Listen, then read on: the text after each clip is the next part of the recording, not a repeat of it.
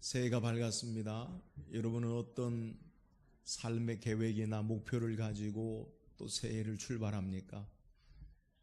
신앙으로 우리가 가져야 할 목표가 있는데 그것은 우리가 하나님 나라에 갈 때까지 계속되는 목표가 한 가지가 있어요. 그것은 바로 예수님을 닮는 거예요. 성경에 예수님을 가장 잘 닮은 신앙의 사람을 꼽으라고 한다면 오늘 우리가 살펴볼 바울을 들 수 있어요. 바울은 고린도전서 11장 1절에 보면 내가 그리스도를 본받는 자 된 것 같이 너희는 나를 본받는 자 되라. 바울의 신앙의 목표는 예수님 본받는 것이고 그를 통해서 가르침을 받은 모든 성도들에게 권면하는 것이 뭐냐? 너희는 그리스도를 본받는 자 되어지는 삶의 모습 가운데 있는 나를 본받으라.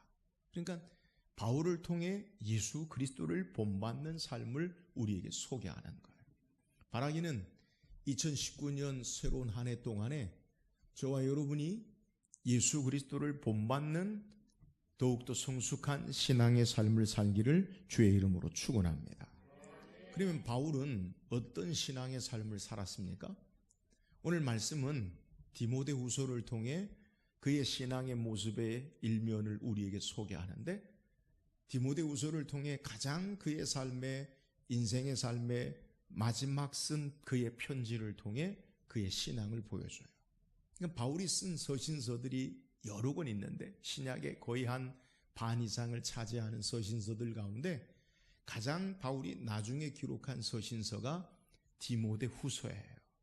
그래서 주후 65년경 로마의 네로 황제에게 목을 베이는 순교당하기 전에 65년경 쓰여진 편지가 바로 디모데후서다라고 그렇게 성경학자들은 봐요.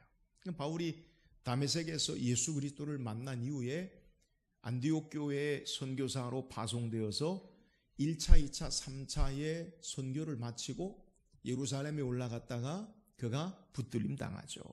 예루살렘에서 2년 동안 그가 여러 죄도 없으면서 감옥에 있다가 로마로 압송되었다가 로마에서 잠시 그가 풀려나게 돼요.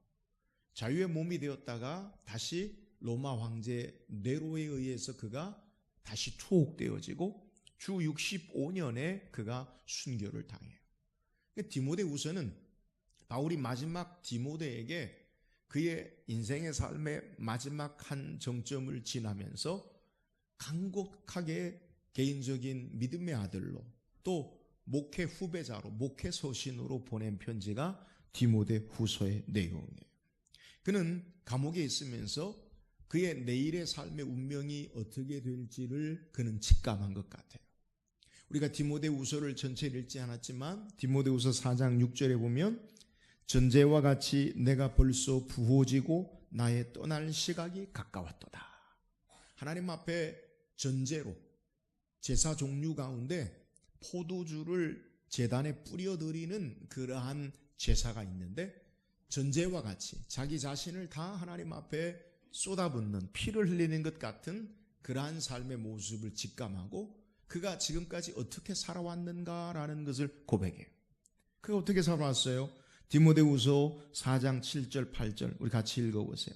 시작. 나는 선한 싸움을 싸우고 나의 달려갈 길을 마치고 믿음을 지켰으니 이제 우리는 나를 위하여 의의 면류관이 예비되었으므로 주 곧 의로우신 재판장이 그날에 내게 주실 것이며 내게만 아니라 주의 나타났음을 사모하는 모든 자에게니라. 바울은 그의 삶의 마지막 그의 삶을 정리하면서 내가 믿음의 선한 싸움을 싸우고 지금까지 달려왔고 하나님이 나에게 의의 면류관을 예비할 것이다. 그의 삶이 어떻게 신앙으로 달려왔는가라는 것을 소개하고 그러면서 바울처럼 신앙한 사람들에게 동일한 면류관이 있음을 바울은 소개하는 거예요. 그 가운데 오늘 우리가 읽은 본문의 말씀 디모데후서 4장 16절에서 18절까지는 그가 어떻게 여기까지 신앙이 왔는가 그의 삶의 마지막 모습을 통해서 그의 신앙을 정리하는 거예요. 가장 예수님을 닮았던 바울의 신앙의 모습, 그 삶의 신앙을 우리에게 소개하는 거예요.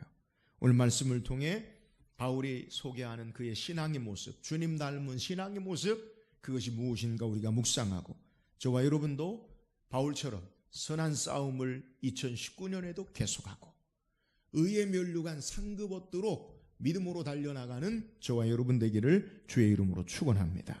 그렇다면 바울이 소개하고 있는 그가 달려온 신앙의 모습이 뭐예요?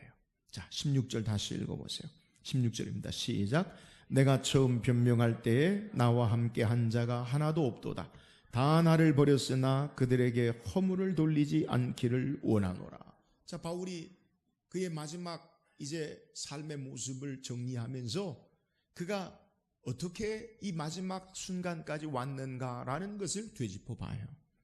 바울은 회심한 후에 안디옥 교회에 바나바와 함께 선교사로 파송되었죠. 1차, 2차, 3차 선교 여행을 할 때 성경학자들은 그가 다녀간 선교지의 거리를 측정해 보니까 4,500km에서 5,500km다라고 그렇게 이야기해요. 그러니까 지금처럼 비행기가 있는 게 아니라 배를 타고 말을 타고 아니면 걸어서 이 1차, 2차, 3차 동안에 유럽과 아시아 모든 지역들을 돌아다니면서 그가 복음을 전했어요. 근데 그가 1차, 2차, 3차 선교를 하는 동안에 그와 함께한 많은 사람들이 있었어요. 그를 돕는 사람들, 그를 후원한 사람들, 그와 함께 사역한 사람들이 있었어요. 그래서 디모데후서 우리가 읽지 않은 내용 4장 10절 11절에도 바울과 함께 했던 사람들을 우리에게 소개하는데 4장 10절 11절에 보면 데마는 이 세상을 사랑하여 나를 버리고 데살로니가로 갔고 그레스게는 갈라디아로 디도는 달마디아로 갔고 누가만 나와 함께 있느니라. 내가 올 때에 마가를 데리고 오라. 그가 나의 일에 유익하니라. 자, 지금 현재 그가 1차, 2차, 3차 많은 선교 사역을 동역자들과 함께 열심을 다하여 일하고 지금까지 달려왔는데 그의 인생의 마지막 이제 곧 죽음을 앞에는 그의 인생에 누구만 있느냐? 누가만 있다라고 디모데에게 편지를 쓰고 마가를 데리고 오라라고 소개하고 있는 거예요. 그러니까 바울의 지금 현실, 그의 인생의 마지막 죽음을 앞에는 그의 현실에는 나와 함께한 자가 하나도 없고 다 나를 버렸다라고 그렇게 말하고 있다는 거예요. 인간적인 깊은 상처와 아픔을 들여다볼 수 있는 그의 고백이에요. 인간적인 배신과 아픔을 경험한 바울의 모습, 그의 삶의 모습 가운데 그의 마지막에 아무도 없는 것 같은 외로움도 우리에게 소개해요. 그런데 이러한 삶의 모습 가운데 바울이 뭐라고 고백하느냐? 나는 정말 외롭다. 나는 정말 힘들다. 나를 배반한 사람들을 참 용서할 수가 없구나. 그렇게 말하는 게 아니라 오늘 성경에 뭐라고 했냐면 그들에게 허물을 돌리지 않기를 원하노라. 이런 바울이 허물을 돌리지 않기를 원한다라는 표현이 뭐냐? 이 허물을 돌린다라는 것은 믿음의 판단 또 신앙의 판단이라는 의미를 우리에게 표현해요. 다시 말하면 내가 그들에게 허물을 돌리지 않기를 원한다라는 말은 믿음의 판단으로 정죄하거나 신앙의 판단으로 그들을 죄라고 그렇게 말하지 않는다라는 거예요. 분명히 자신을 버리고 떠난 자들 그리고 그와 함께하지 않는 자들에 대해서 죄를 돌리지 않는다라고 그렇게 이야기해요. 바울이 상처를 받고 고통을 받고 아픔을 받고 힘들어하는 삶의 모습 가운데서도 죄를 돌리지 아니하는 모습이 그의 표현이 뭐냐? 하나님의 구원하심을 바라보면서 믿음의 판단을 행하지 않기를 원한다라고 우리에게 소개하는 거예요. 바울은 그를 버리고 떠난 사람들, 그에게 해를 준 사람들에게 잘못을 돌리지 아니하고 하나님의 구원하심 가운데 삶을 믿음으로 의탁한다라고 그렇게 고백하고 있는 거예요. 오늘 바울을 통해서 그의 신앙을 통해 면류관을 향해 달려나가는 예수 그리스도를 닮아지는 신앙의 모습이 뭐냐? 그의 삶의 여러 일들 가운데 사람이나 환경이나 다른 삶의 조건에 그의 마음의 중심 초점을 두지 아니하고 하나님의 구원하심에 초점을 두고 그가 살아왔음을, 살고 있음을 우리에게 고백하고 있는 거예요.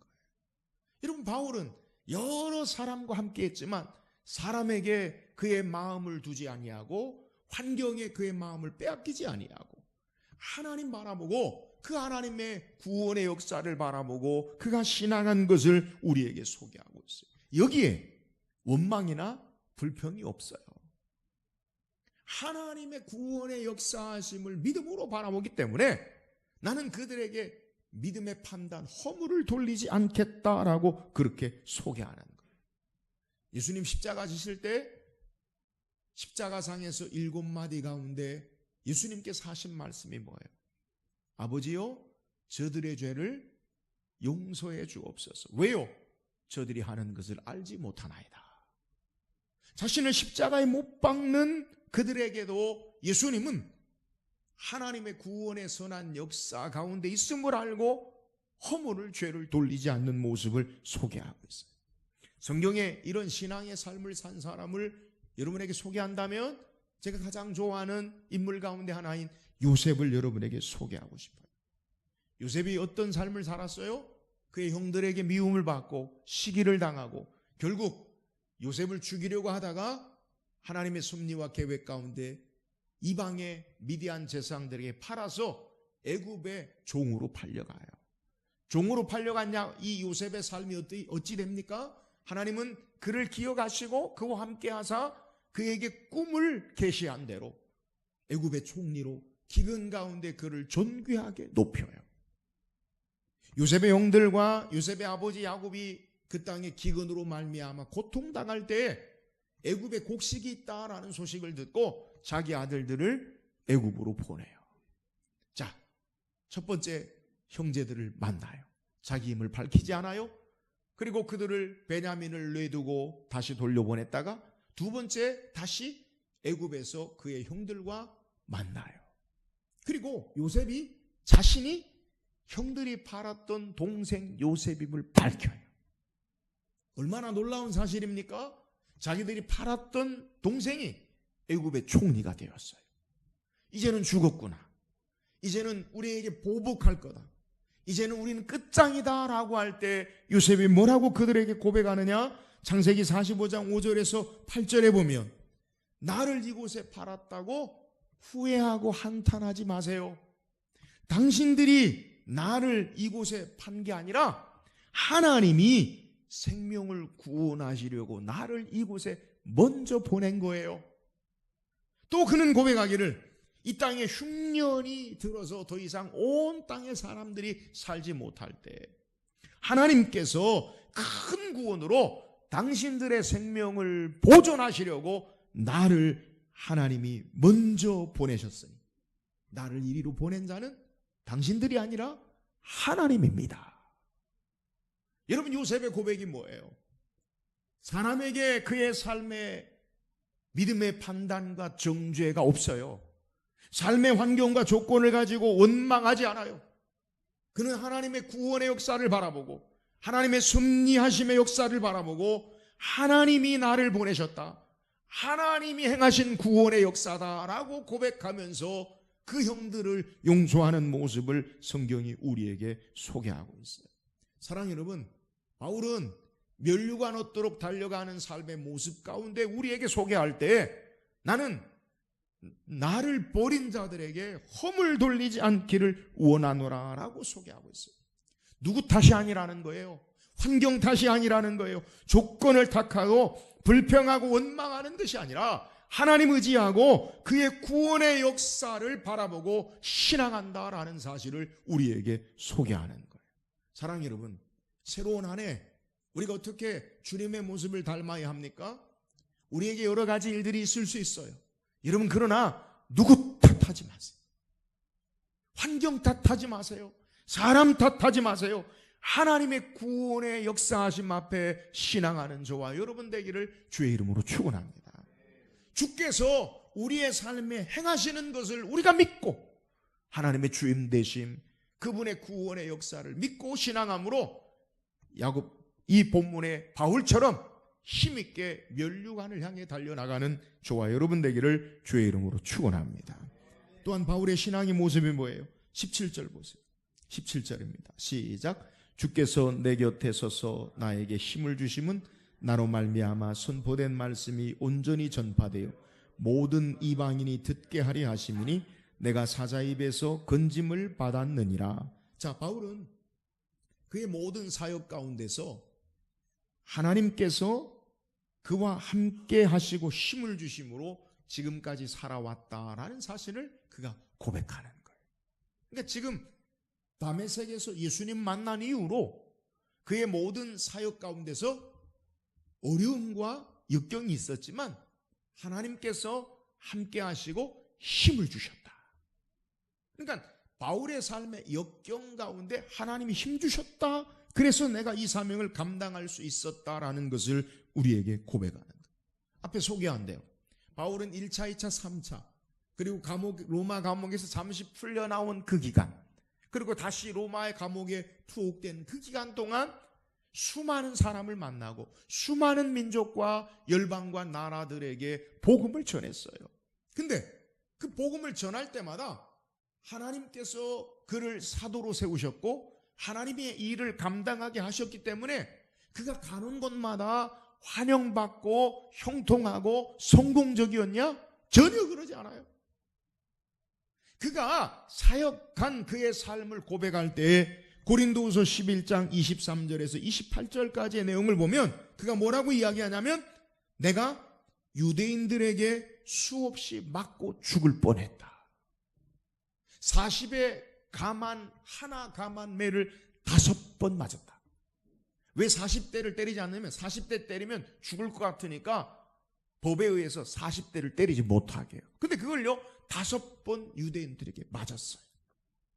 그는 3번 태장으로 맞고 1번 돌을 맞고 3번 파선하고 일주일을 깊은 바다에 지냈고 여행하면서 강의 위험과 강도의 위험과 동족의 위험과 이방인의 위험과 신의 위험과 광야의 위험과 바다의 위험과 거짓 형제 중에 위험을 당하고 수고하고 애쓰고 자지 못하고 굶주리고 헐벗고 그리고 날마다 교회를 위하여 염려하고 눌리는 근심 가운데 있음을 고백해. 그럼 바울의 사역의 모습을 보면 고난의 종합 세트다라고 표현할 만큼 여러 고난을 당해요. 육체적인 고난을 당해요. 대적들로 말미암아 반대의 고난을 당해요. 시간과 공간을 이동하는데 위험과 고난을 당해요. 마음의 근심까지 모든 어려움을 당해요. 근데 이 어려움 가운데 어떻게 이겨나가고 사역을 할 수 있었느냐? 주께서 내 곁에 계서 나에게 힘을 주셨기 때문입니다. 주님이 항상 곁에 계시고 주님이 힘을 주시고 주님이 용기를 주시고 어려움을 이기고 나간 것을 우리에게 소개하는 거예요. 그가 약할 때, 그가 고난당할 때, 그가 쓰러져 아무것도 할 수 없을 때 주께서 그에게 함께 하시고 강하게 하시고 힘을 주시고 살아왔음을 우리에게 고백하는 거예요. 사랑하는 여러분, 새로운 한 해에 우리에게도 어쩌면 어려운 일이 있을 수 있어요. 없으면 좋겠죠. 여러분, 우리가 어려움 가운데 어떻게 헤쳐나갑니까? 면류관을 얻도록 상을 얻도록 달려나간 바울의 신앙의 모습이 뭐예요? 그때마다 주님이 나와 함께 하시고 나에게 힘을 주신다, 이 믿음으로 승리하며 헤쳐나간 것을 성경이 우리에게 소개하는 거예요. 사랑하는 여러분, 우리에게도 주께서 우리 곁에 계시고 우리에게 힘을 주셔서 역경을 이기고 고난을 이기게 하실 것을 믿음으로 바라보고 면류관을 향해 2019년을 힘차게 달려나가는 저와 여러분 되기를 주의 이름으로 축원합니다. 여러분, 고난이 와도 고난 가운데 주께서 함께 하시고 힘을 주셔요. 이게 바울의 신앙이에요. 역경이 와도 주님이 함께 하신다는 거예요. 이사야 선지자를 통해 주께서 우리에게 약속한 말씀이 뭐예요? 이사야 40장 30절 31절에 소년이라도 피곤하며 곤비하며 장정이라도 넘어지며 쓰러지되 오직 여호와를 앙망하는 자는 새 힘을 얻으리니 독수리가 날개침이 올라감 같을 것이요 다른 박질하여도 곤비하지 아니하겠고 걸어가도 피곤하지 아니하리로다. 할렐루야. 주께서 새 힘을 주신다. 여러분, 우리 가진 힘으로 주의 일을 할 수 없어요. 우리 가진 힘으로 인생을 살 수 없어요.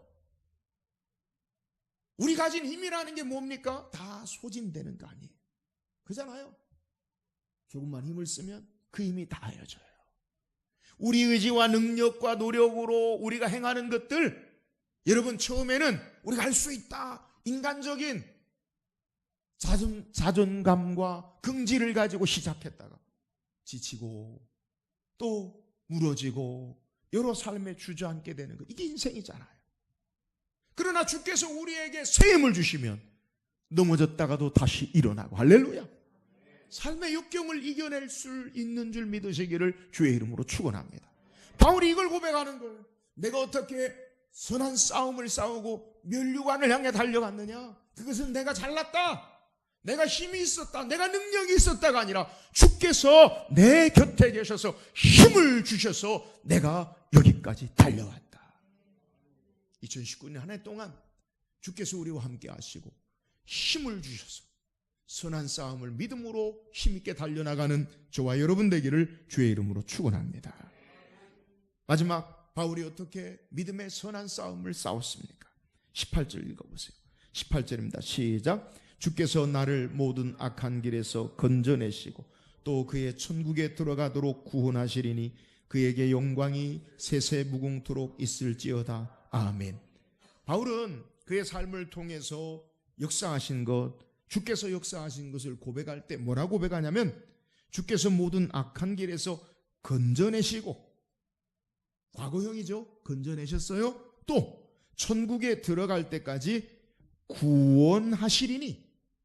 여러분, 이 단어가 중요해요. 건져내시고 또 구원하시니. 똑같은 말이에요. 이렇게 해석해도 돼요. 건져내시고 건져내시리니. 건져내시고 건질 것이요.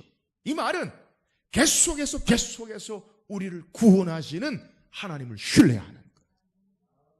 여러분, 하나님의 구원의 역사는 우리를 예수 믿고 하나님의 자녀 되게 하신 구원으로부터 시작해서 그건 출발이에요. 우리를 하나님 나라에 들어갈 때까지 계속해서 건지시고 구원하시고 구원하심을 믿으시기를 주의 이름으로 축원합니다. 하나님은 우리를 구원하신 하나님이에요. 예수 그리스도가 이 땅에 오신 목적이 뭐예요? 주님의 이름의 뜻이 뭐예요?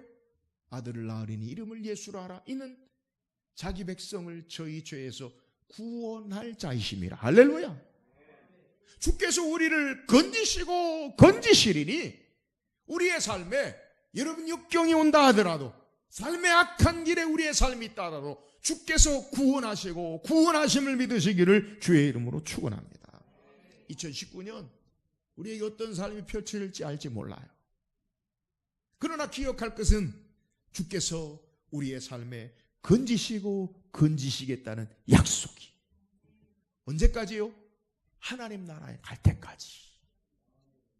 오늘 주님의 건지심 구원의 역사는 현재로부터 진행되어 계속해서 끝난 게 아니에요. 여러분, 우리가 믿음의 길을 걷다가 실패하거나 좌절하거나 삶의 길을 걷다가 역경을 만나고 힘들어할 때 여러분 주저앉지 마세요. 왜요? 주께서 건지시고 건지시기 때문에 그래요. 믿음의 신앙의 인물들 가운데 이 하나님의 건지심과 구원의 역사를 고백한 놀라운 신앙의 인물들이 있어요. 저는 여러분에게 늘 소개하는 사람들, 믿음의 사람들, 다니엘의 세 친구 사드락 메삭 아벳노고. 이들이 어떻게 하나님의 구원의 역사를 경험합니까? 풀무불에 들어갔다가 건짐받았잖아요. 근데 왜 하나님이 풀무불에 들어갔다가 그들을 건지셨느냐? 그들의 신앙의 모습을 우리가 좀 생각해 봐야 돼요. 바벨론 느부갓네살 왕이 두라 평지에 금신상을 세워요. 그리고 낙성식에 모든 악기를 동원해서 악기가 울리면 모두가 금신상에 절해라. 근데 누가 절하지 않느냐? 사드락 메삭 아벳노가 절하지 않아요. 왕이 대노해요. 분노해가지고 사드락 메삭 아벳노를 불러요. 그리고 말하기를, 이제라도 악기 소리가 울리거든 금신상에게 절하라. 만약에 절하지 아니하면 누가 너희를 내 손에서 건질 수 있는 어떤 왕이나 신이 있겠느냐. 느부갓네살 왕이 말하는 거예요. 세상에 어떤 왕이, 세상에 어떤 신이 내가 너희를 풀무불에 집어 던져 넣는데 거기에서 건져낼 사람이나 신이 누가 있겠느냐. 황제가 느부갓네살 127도를 다스리는 거대한 제국의 임금이, 황제가 말하는 거예요. 누가, 어떤 신이 건져내겠느냐. 여러분, 사드락 메삭 아벳느고가 뭐라고 고백합니까? 같이 읽어보세요. 다니엘서 3장 17절 18절 시작. 왕이여, 우리가 섬기는 하나님이 계시다면 우리를 맹렬히 타는 풀무불 가운데서 능히 건져내시겠고 왕의 손에서도 건져내시리이다. 그렇게 하지 아니하실지라도 왕이여, 우리가 왕의 신들을 섬기지도 아니하고 왕이 세우신 금신상에게 절하지도 아니할 줄을 아옵소서. 여러분, 느부갓네살 왕의 사드락 메삭 아벳느고를 향한 협박이 뭐냐? 누가, 어떤 신이 내 손에서 건지겠느냐. 안 된다는 거예요. 내 말 안 들면 안 된다는 거예요. 여기에 담대하게 뭐라고 이야기하느냐? 느부갓네살 왕에게 왕이요, 우리가 섬기는 하나님이 계시다면, 이 말은 뭐냐면 하나님이 살아계심으로, 하나님이 계심으로 하나님께서 우리를 맹렬히 타는 풀무 가운데서도 능히 건져내시겠고, 풀무불 가운데 집어넣어도 거기서 건지신다는 거예요. 또 왕의 손에서도 건져내시리이다. 왕의 손, 왕의 권력, 왕의 힘, 보이는 절대 권력 앞에서도 나를 건지실 것입니다. 이들의 고백이 뭐예요? 건지시고 건지실 것입니다. 할렐루야. 오늘 바울이 고백한 게 뭐예요? 오늘 바울이 우리에게 소개하고 있는 18절 말씀에 주께서 나를 모든 악한 길에서 건져내시고 또 천국에 들어가도록 구원하시리니 건지시고 건지신다는 거예요. 사랑하는 여러분, 이 약속 믿고 믿음의 선한 싸움을 향해, 면류관을 향해 달려나가는 저와 여러분 되기를 주의 이름으로 축원합니다. 주께서 우리를 건지실 거예요. 할렐루야. 풀무불에 들어가도 거기서도 건지셔요. 죽음을 통과한 것 같지만, 죽음에 이른 것 같지만 그곳에서도 주께서 우리를 건지셔요. 이 하나님 의지하고 바울은 그의 신앙의 삶을 살아온 것을 우리에게 소개하고 고백하는 거예요. 오늘 하나님께서 모든 악한 길에서 건지시고 구원하신 바울이 고백한 하나님, 우리의 하나님, 저와 여러분의 하나님 되심을 믿고 이 하나님 의지하고 믿음으로 승리하며 2019년 한 해를 힘있게 시작하는 저와 여러분 되기를 주의 이름으로 축원합니다. 오늘 성경 우리에게 믿음의 선한 싸움을 싸우고 면류가 녹도록 달려간 주의 모습을 닮은 바울의 신앙의 모습을 소개해요. 어떻게 그렇게 성공적인 가장 주님의 모습을 닮아지는 자로 그가 믿음의 선한 싸움을 싸웠는가? 면류관 얻도록 그가 신앙했는가? 그의 신앙의 모습이 뭐예요? 그는 하나님께 초점을 맞추고 하나님의 구원의 역사를 바라보고 사람에게, 환경에게 원망하고 불평하고 탓하지 않는다는 거예요. 오늘 믿음의 사람들은 하나님께 초점을 맞추고 하나님의 구원하심의 역사를 바라보기 때문에 사람에게, 환경에게 원망하지 않아요. 하나님이 행하시는 거예요. 하나님의 섭리 가운데 있어요. 여러분, 이게 바울의 고백이에요. 오늘 우리에게 하나님께 초점을 맞추고 하나님의 구원의 역사를 바라보고 불평이나 원망이 아니라 도리어 감사로 하나님 앞에 영광 돌리며 믿음의 길을 달려나가는 저와 여러분 되기를 주의 이름으로 축원합니다. 바울이 어떻게 믿음의 선한 싸움, 면류관 얻도록 신앙의 삶의 모습에 본을 보였습니까? 그는 주께서 항상 함께 곁에 계셔서 힘을 주신 하나님으로 말미암아, 주님으로 말미암아 살아왔음을 우리에게 소개하는 거예요. 사랑하는 여러분, 오늘 주께서 우리와 함께 하셔서 우리에게 힘 주심을 믿으시기를 주의 이름으로 축원합니다. 내 힘으로 살지 말고 주님 의지하고 주님이 함께 하심을 바라보고 주께서 우리에게 힘 주심으로 믿음의 선한 싸움 면류관 얻도록 달려나가는 새로운 한 해가 되기를 주의 이름으로 축원합니다. 바울이 어떻게 면류관 얻도록 선한 싸움을 싸웠어요? 주께서 건지시고 구원하시리니. 이미 우리를 구원하셨어요?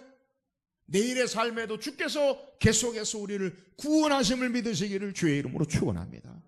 천국 갈 때까지 여러분 2019년 어떤 일이 와도 주께서 건지시고 건지시리니. 할렐루야.